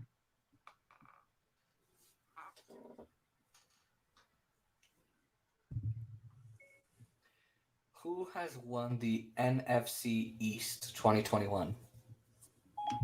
So far, the Cowboys are in first place in the NFC East with a record of 9-4. Is that new? No. So I guess we're I mean- first. I guess it hasn't been clinched. Yeah, but like if Dallas, because here's the thing, if Dallas loses their 3, because they still got 3 divisional games left. They have one more against one more against Washington, one more against Philly, and one more against the New York Giants. The best team right now to overtake that spot is Washington, because Washington has 1 win in the division and 1 loss in the division. Philly has 2 losses, and the Giants have 2 losses and 1 win. But I don't see the Giants winning this division, bro. No, the Giants won't. I mean, the Dallas needs to play Clash in division.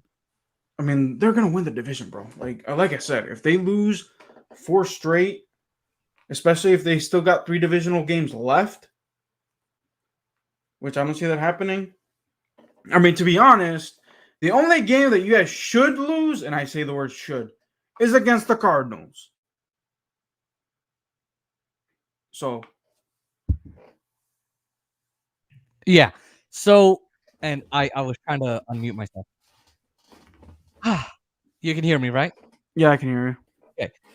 So, yeah, we're gonna play the Cardinals and we're gonna get our asses kicked. We're gonna You get our never know. You never know. Well, we never know, but again, Micah our Parsons offense can makes me doubt fly. it. Look, Micah if we win Parsons that can. game, it'll be because of our defense. Micah Parsons can smack the poop out of Stuart Little. Yeah, I love that Um, name, Little. Like When people are named Little, I'm just like, okay. what's his name? His name isn't really Stuart Little. His what's this dude's name? Kyler Murray. Okay. Because he's puny. He's like how tall are you? Like 5'10"? I wish 5'6". Oh, I thought that you. Why did I think that you were 5'10"? Dude, I'm short. So you mean For to a tell me guy, you're I'm very Naeem? short. You mean to tell me that you're Naeem's height? Naeem is shorter than me. No, Naeem's like 5'6", 5'7". There's no way that mother ever is 5'6", 5'5". No, he's 5'6". Okay, so I must be 5'6.5". Dude, I stand next to him, and I think he reaches my temple, maybe. So maybe you are 5'7". I see the doctor. The highest I've ever gone was 5'6.5". So that's probably what it is. Because one of my friends is 5'7", and I'm definitely smaller than him. Not in, Okay. yeah. So Okay, so I'm taller than you. Never mind. So I told you basically, that at the beginning. Kyler Murray is no. Why did I think that you were 5'10"? So 'Cause basically, I don't know. basically, Kyler Murray is like maybe my height. Well, you're Maybe he's 5'9", right? 5'10". 5'10", motherfucker, you're huge.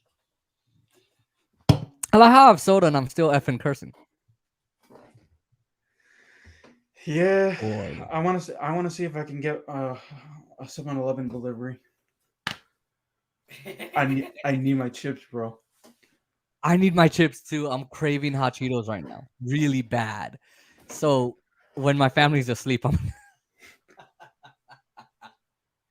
I'm gonna get my hot Cheetos. So right now, I think the Cowboys will win the division. Yes, agreed. Um, Like I Washington will come in second. before the game, I gave Washington like maybe a 30%. Yes, you No, did say 20%. 30. I said 20. I said 20 or 25 to win the You said division. 30 though. Something about 25. 20 they win the 25. division, Yeah, something like and that. And then like 30 they they make get the past playoffs. the Playoffs. yeah. Yeah. So now it's 15% that they win the division. Oh. Maybe even 10%. No, what? I'll do 10%. 10% that they win the division. Oh wow. Uh, I'll keep me at the. I'll probably drop the playoff hunt too. I'll put it probably maybe at 25%.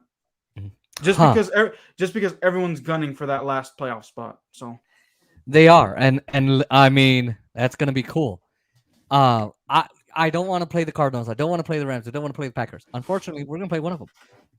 yes. And the way we're gonna win that game is our defense because our offense just isn't gonna do it. Now, if our offense does it, woo there's no fixing the offense this year. Now, I don't give my team a chance at the Super Bowl, not because I want to be negative, but because I see the way the offense is playing. Yeah. I give them a max 15% chance of going to the Super Bowl. What's your chance your team's going to the Super Bowl? I think you said none the last time. Dude, keep that at 0%, bro. Washington has no quarterback. Whew. Yeah. So, well, ladies, and anything else you want to say about the playoffs before we skedaddle? No, we're good. Well, ladies and gentlemen, oh boy, Washington week. I like this week more than Raiders week. I did. Ladies and gentlemen, this is finally the conclusion, the end of Washington week. Part 1, which has been on my channel. Part 2 is on Oscar's channel. Oscar's going to do a live stream. He may, not me, not we, but he may have Ed Oliver. No one in Dallas likes Ed Oliver because but Ed Oliver is a really, really famous YouTuber. He's got millions more subscribers than we do. And Try thousands, but okay. hey, tens of thousands more. Literally tens of thousands. What is he at? I think he's like at 11 or 12 or something like that. Tens of thousands. I wish I was at maybe 5 years. I give myself 5 years. I give on the sports channel 7. On the politics channel, never. True. Oh my god. So, ladies and gentlemen, Oscar, what's coming up on your channel? So I initially wanted to do this Champions League draw. Just like fantasy book, the Champions League. But because I was so busy today and so busy yesterday, I wasn't able to do it. So I'll be up tomorrow. I have to double check what time the thing is, what the time the like legit draw is. But stay tuned on maybe once the round of 16 is set to go for the Champions League, I'll be doing my mock. Who goes far and who gets eliminated and who wins the whole thing. That'll hopefully, depending on, I think they said the 13th, unless there's been a setback. So that should be coming out tomorrow. And then this week, for Washington content, it's Eagles week for Washington fans. So I may do a live stream on my channel with an Eagles fan, depending on if I can work it in on my schedule and if I can get a guest. I'm hoping that I could potentially get Marvin If not, then I'm gonna have to find someone and see if I can get someone this week. So it should be a lot of fun on my channel doing those things this week. So Okay, and any injury notes and all of that coming up? yeah, basically should be coming out like maybe tomorrow Sometimes or you, Tuesday. Tomorrow or yeah, Tuesday. because sometimes you don't update. Sometimes you just do the pregame and then the postgame. And I'm like, Oscar, there's things Yeah, that I'm are not trying. I'm happening. trying to get better at that. I'm trying to get better at that. Is that I'm finally starting to accept that the lighting in my room isn't going to be the best. Period. So I'm just going to say screw it. I don't care, and just record. Because at first I was hesitant to do I mean, recordings, mine is. bro. But here's the thing. I guarantee you. Don't you have your own light bulb, right? No. A Lumilight? No. No, no, See, no. my Like brother is gonna you help don't. me. I think he said. You don't have like a built-in Oh, like you mean like light in my like in room? your room. Yeah, like you're not Yeah. relying on a Oh yeah, lamp. yeah. No, no, I'm no, no, literally no.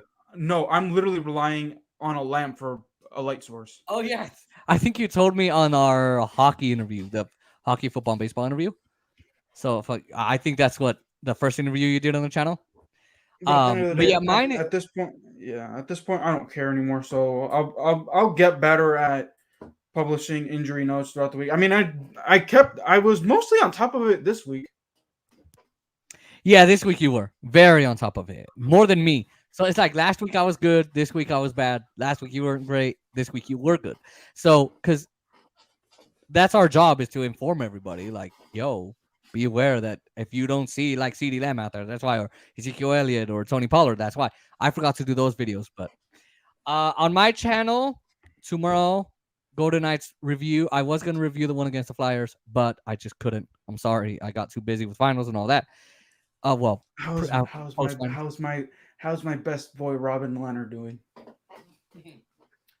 Oh boy. How's Taylor Heineke doing, bitch? How's Taylor Heineke, huh? Oh, he's concussed. Thanks for asking. Do you want me to play that video where you went off? Oh, I did that last time. Yeehaw! It was awesome. Yeehaw! No, Robin Leonard. Oh, you know what? On that, so he played last Wednesday. Hold on, check this out. So he plays Wednesday night against the Calgary Flames, right? Yeah. And he allowed like 4 goals. No, 3 goals. And everyone was blaming Leonard, and it was his fault. But offense wasn't doing anything. I mean, our offense, it's like my offense on my Cowboys sucks. My offense on my Dodgers was eh. And my offense on my Knights, it was just the offense on my Knights are eh. They weren't doing jack shit. Wow, I'm cursing. Then I mean, who cares? the Like, defense also wasn't helping him out. So the crowd, it's your channel. You can cry if you want to. I brought you. I I brought remember- you on to cry because you lost. Okay. No, I remember. I wanted people to see how trashy Washington was. Dude, I remember. I think it was like a live stream. I remember it was like the NBA playoffs. And like LeBron and the Lakers got taken out in the first round. Yeah. Dude, I kid you not. Fisk Vegas was crying. Oh. See, I saw that and said, "Oh, that's normal." They won 2009, 2010. But that's kind of normal because I don't know. I just was like, okay, they didn't go through. But wherever LeBron goes, gold follows. Yeah. And unfortunately, they lost a lot of money. But here's the thing, Robin Leonard. So I didn't finish. Wednesday night, right? I hear boos in the crowd. I'm like, why are they booing? And then it turns like they see in the crowd that they're booing Robin Leonard. I'm like, wow. So in the Dodgers, there was a time when Kenley Jansen was trying to close the game, and Dave Roberts put him out because he was literally giving away the game, just giving it up. And the crowd booed him, 50,000 fans. This time, 20,000 fans were booing Leonard, like 17,000. And once they saw that Laurent Brossoit came out, yeah! My dad said everybody was screaming against Leonard, cursing him out, everything. And as soon as Brossoit came out, cheers erupted. Brossoit lost on Friday. Was it his fault? I'm going to go with no. Yes and no. Yes, there were 2 goals that really he should have stopped and caught, but our offense had so many missed shots. It was going wide. It was close to the net. It was Yeah. hitting the post. It was awful. So either way, um, they're winning So right that's now. so that's what's coming up on your channel. Yeah. So yeah. Before I just did it to get under your skin. You know what's funny is that when they lose, I'm already expecting. When they win, it's surprising to me. I mean, to get under my skin, you could say how is Eden Hazard doing? Because you know that if you say that, Hey, Oscar, I think had a you. question. Yeah. How's Ian Hazard doing? Oh! Tell me, how's Ian Hazard doing? Oh, he's on the bench Why? Tell me. because he's Tell me, trash. Okay, well, explain yourself. Yo, you literally, bro. Dang it. We have time. I didn't want to ask about Ian Hazard because I mean you rave about him too much. I didn't want you to have a heart attack. But ladies and gentlemen, let's find out about Ian Hazard. As I want to know what's going on with Ian Hazard. Or as I call him on my channel, number 7. Number 7. Tell me about Ian Hazard. Number 7. Tell me. Tell me. Well, number 7, after he fumbled his chance at actually like doing something good for Real Madrid in that one Champions League where they lost to that no name team, he got benched. Tell me more. Bro, I was literally so this is what I was gonna do. So I was trying to see if I could create a YouTube short, right? I'm like, oh, I think people would either crack up or like berate me for me going off on Eden Hazard. So I was trying to get a good clip. So I was trying to have people say I was trying to get the clip to actually start where it says I don't want to talk about Eden Hazard because I really want to meet personally. I want to go up to Spain. I literally said this. I was like, I want to go up to Spain and break his other ankle. But for some reason, I don't know why I couldn't I couldn't cut it where it starts is I want to go up to Spain and I want to break his ankle. I'm like, dang, that's not what I want. Well, that's a perfect short because you could say, Oscar's favorite player. I get banned on YouTube for threatening someone. No, you know what you do is you say, Eden Hazard, Oscar's favorite player, and then I want to go up to Spain.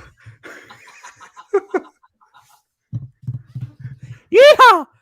See, I know how to get you back. Yeah, but ever since he hasn't played, it's always been Vinicius. Have you not been keeping up with Madrid? Like, bro, I don't know what's been going on with Vinicius Jr. What do you mean? Vinicius Jr. is like Real Madrid's next best player. Well, I don't know. You see, this is why you need to keep up with my Madrid content. You see, I at least keep up with the majority of your Golden Knights content. Hey, listen.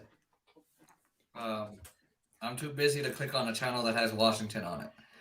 Oh boy. No, I do need to keep up with your Real Madrid because you do the best analysis. And I'm not just saying it because we're friends, but one of my friends actually watches you. I don't know if he watches every video, but I told him, I was like, hey, listen to this channel I subscribe to. He didn't know we were friends. He goes, dude, that dude's good. And I was like, oh yeah, we're friends. He goes, what? So you do pretty good according to a sighted person. Eden Hazard, Oscar's favorite player. You know what I should do? I really should have an Ira agent. Come on, dude, I literally went on like a rant, and I literally almost had a meltdown that one video. Don't you remember? Yeah, yes, I do. You can have the meltdown now if you want. I mean, we're live. There was a dude. I remember during the Euros, France lost. Dude, I started a video crying. Oh yeah. But my bro like interrupted the recording, so I was like, damn it. And I was on a roll too. Like after I shed my tears, I was like, all right, I'm good to go.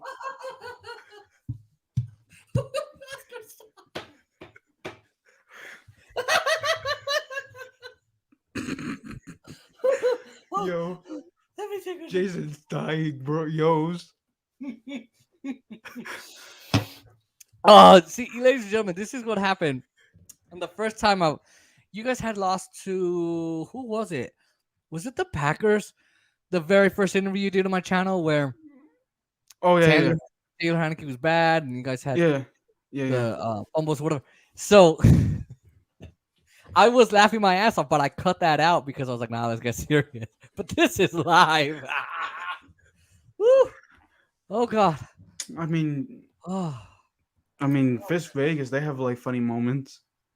yeah. Like his guests, as much as he insults his guests and his viewers and like his subscribers and stuff, like there's times like his guests like have their moments, like, and sometimes they're like laughing their butts off, and he's just like silent in the corner. And all he says Oh. after they calm down, all he says is, "Y'all are immature." Oh God, Jesus.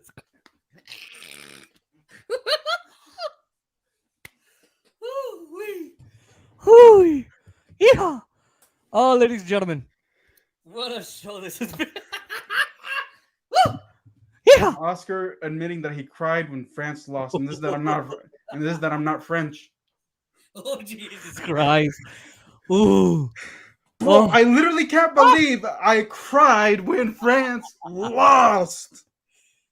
You know what's funny is when I was younger I used to cry. Now I'm just like angry, like I'm Yeah, Hulk. yeah, basically. You saw my Golden Knights videos when they lost to Canada, right? Bro.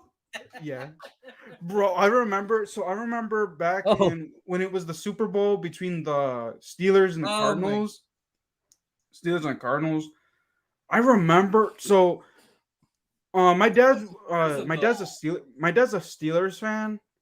Oh. So like I personally grew up like watching both Washington and the Steelers. Uh-huh.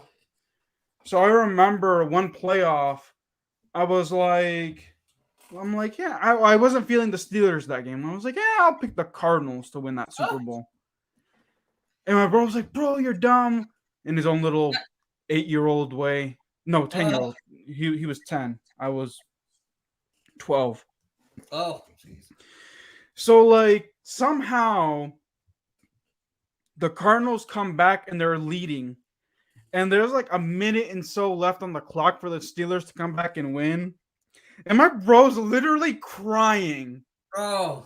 He's Dude. like, stop the clock! Stop the clock! Stop the clock! And I would have been like, I thought I was dumb. And so that was 20. When were you 12? What year were you born? 97. January.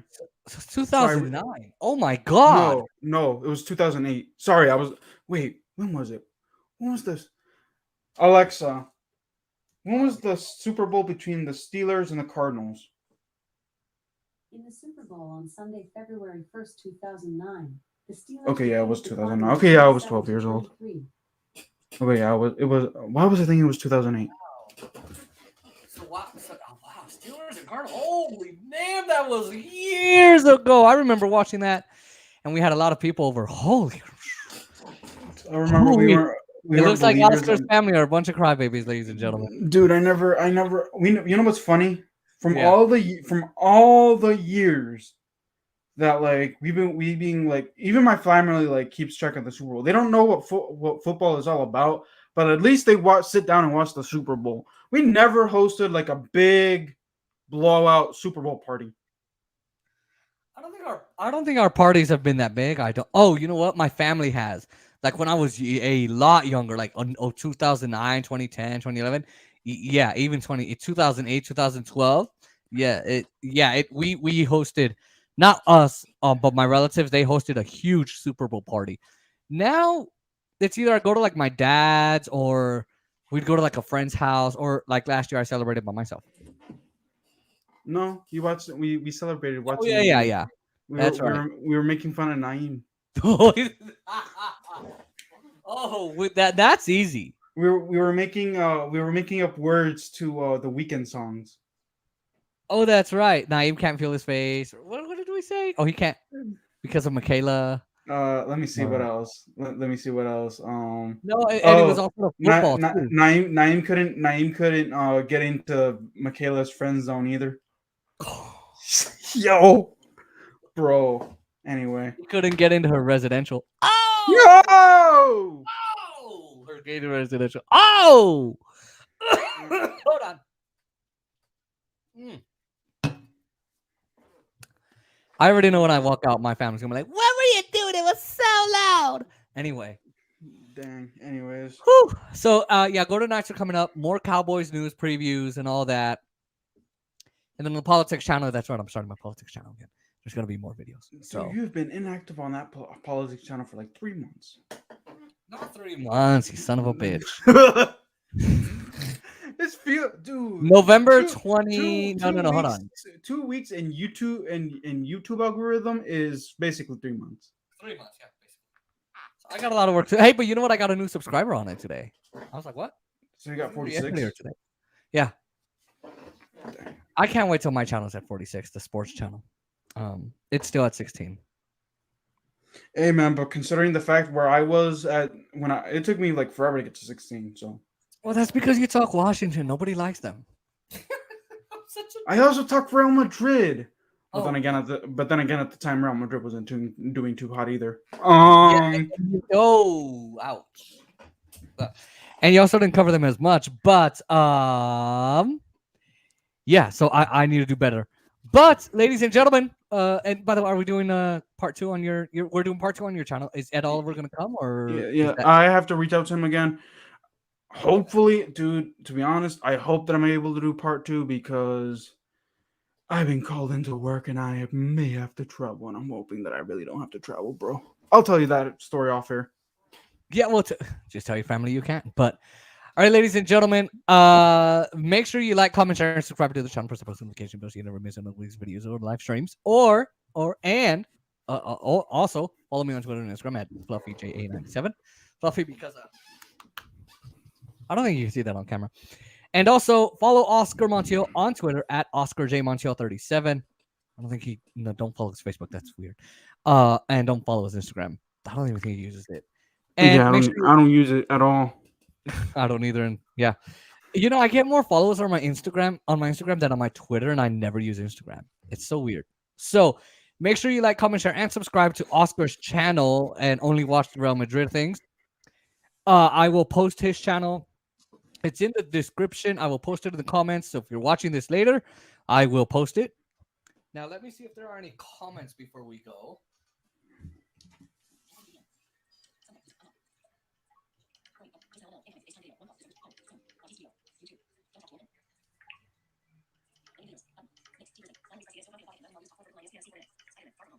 All right, so Kate McDonald said Parsons made a difference. I did not see that.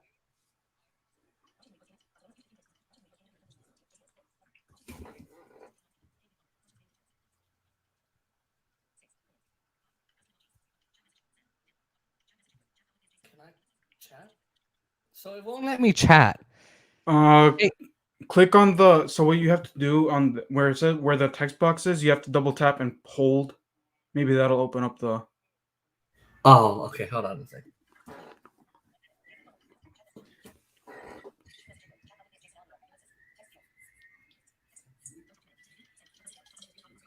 Huh. No. Or you know where it says custom emojis? Yeah. Click that and then just switch the keyboard.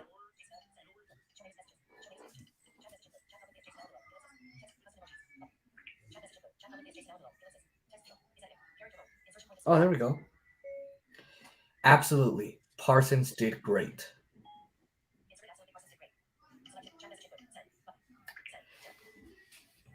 Yeah, so at least you got someone to comment there.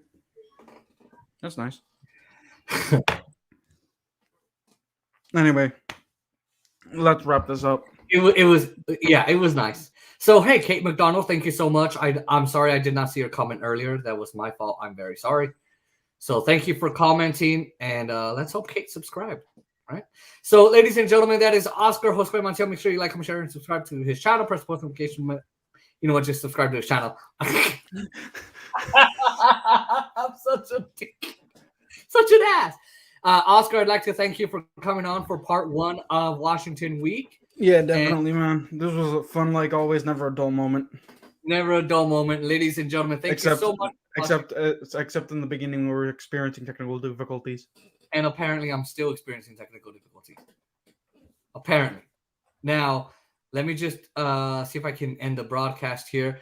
For now, ladies and gentlemen, thank you so much for watching. Make sure you have a great day. Make sure you look out for both of our videos, and we will see you all next time. And let me make sure to end this.